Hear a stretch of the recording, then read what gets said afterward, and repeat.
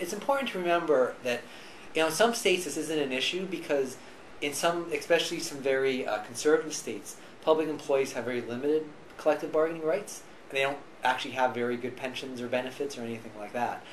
So I think in some states, like for example some states in the Deep South, this isn't much of an issue. Then you have other states that are liberal states where it can never pass the legislature, where there's too much political opposition to it.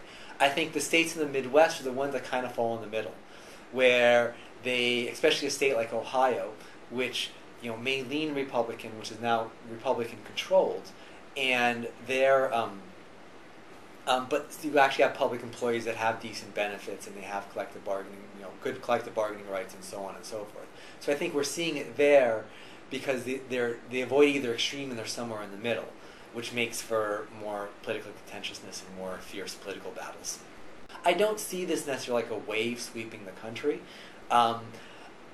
You could see, though, if one state does it, other states may follow suit, especially states that are nearby. A lot of the literature finds that when these things do go from one state to another, it tends to be regional. I think we're seeing that as in the Midwest states, where one state tries it, other states do it. So I could certainly see it passing in one state or another, and then maybe some neighboring states taking it up. I think what may happen is that a state like Wisconsin or Ohio may take away collective bargaining rights. And then maybe in a state like California, that there's a minor reduction in bargaining rights. You could see some stuff around the edges. I mean, Governor Brown during the campaign said that he was supportive of some pension reforms. Not major reforms, but some pension reforms. The average voter isn't a Tea Party member. They're not outraged by it.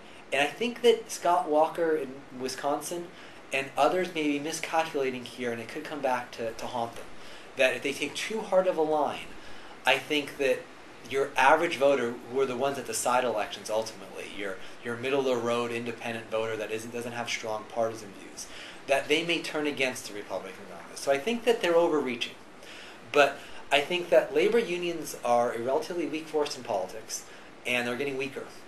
And I think Democrats may want to rethink, throwing in their lot with them. And I think they're really miscalculating by taking that strong of a stance in favor of labor unions. Neither Republicans nor Democrats are taking a position that appeals to moderate independent voters. And they're the ones that really matter for winning elections.